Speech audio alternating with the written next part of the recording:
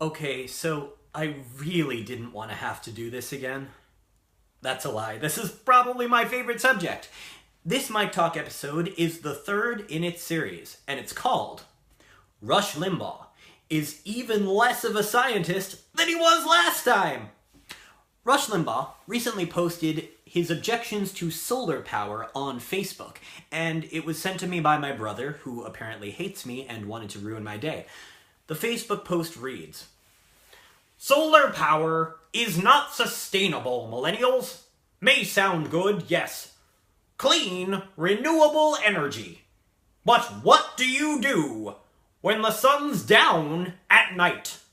What do you do when clouds obscure the sun? We are not there yet." No, Rush, you're not there yet. By which I very much mean up here. You're still at that stage where you think the dude in the mirror is another person. And I get it. Look, if I looked into the mirror and I saw you... Okay, back to renewable energy. Even though Rush is not there, the scientific community is there for a couple reasons. Reason number one, solar power is just one form of renewable energy. Other forms include wind and water, which, to my knowledge, don't go away at night. Do you think Rush knows that? He might actually think that the world disappears when he's sleeping.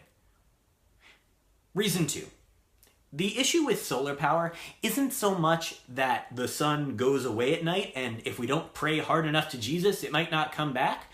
The issue is that it's really hard to make a battery that stores that much energy overnight. And that is a really complicated problem that people have been trying to solve for a long time. But here's the thing.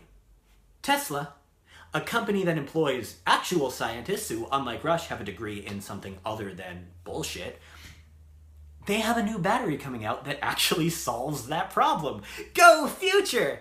So, the bigger issue that I have with Rush's word vomit is this idea that because we aren't there, and to be clear, we are there, but we can certainly do better and we can certainly do more, that it's hopeless. And therefore we should keep destroying the planet as usual because why not? We have so many extras. But that's not how innovation works. And it's not how capitalism is supposed to work either. And Rush loves capitalism. I think the free market is the only thing he loves more than his daily OxyContin vitamin shake.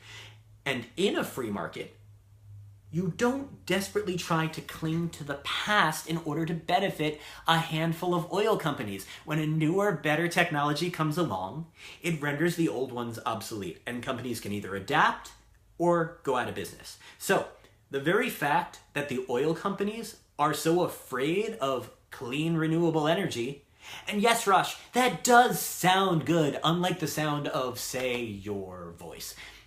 That's one of the biggest indicators that we're probably onto something here. That's all, folks. Join us next time on Mike Talk, where I'll explain to Rush how the wheels on the bus go round and round. Round and round. Round and round.